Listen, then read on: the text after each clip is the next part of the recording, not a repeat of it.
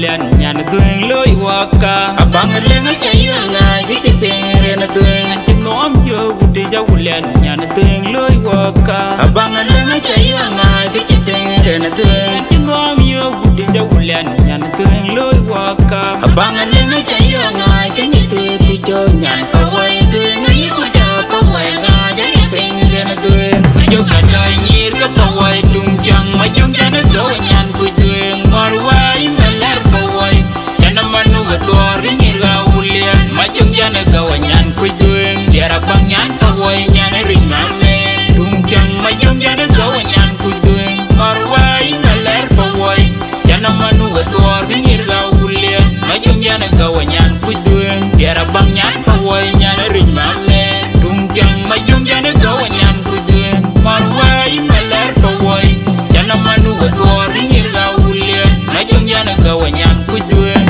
Ajada pawai mamer jara gunul wala jada pawai no manu ma chaldung Ajada pawai mamer jara gunul wala jada pawai no manu ma chaldung Ajada pawai mamer jara gunul wala jada pawai no manu ma chaldung Ajada pawai mamer jara gunul wala jada pawai no manu ma chaldung Yo kadai nyir ka pawai tung jang ma jung jana go nyan kui tuing marwai melar pawai jana manu ga tor nyir ga wulian ma jung jana go nyan kui tuing diara bang nyan pawai nyan ring ma men tung jang ma jung jana go nyan kui tuing marwai melar pawai jana manu ga tor nyir ga wulian ma jung jana go nyan kui tuing diara bang nyan pawai nyan ring ma men tung jang ma jung jana go nyan kui tuing marwai melar pawai jana manu ga tor nyir ga wulian ma jung jana go nyan kui tuing Ajada pawai mamer jara gunul wala jada pawai no manu ma chaldung Ajada pawai mamer jara gunul wala jada pawai no manu ma chaldung Ajada pawai mamer jara gunul wala jada pawai no manu ma chaldung Ajada pawai mamer jara gunul wala jada pawai no manu ma chaldung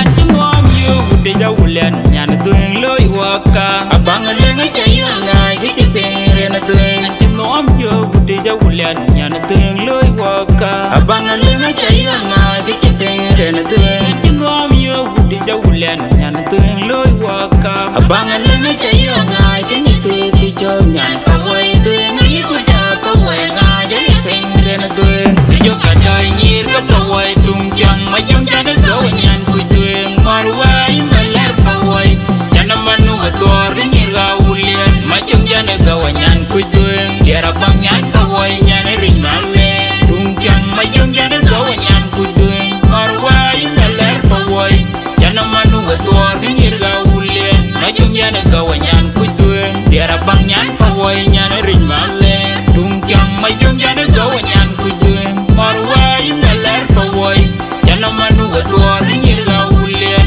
ma jung jana go nyan kui tuing Ajada pawai mamer jara gunul wala jada pawai no manu ma chaldung Ajada pawai mamer jara gunul wala jada pawai no manu ma chaldung Ajada pawai mamer jara gunul wala jada pawai no manu ma chaldung Ajada pawai mamer jara gunul wala jada pawai no manu ma chaldung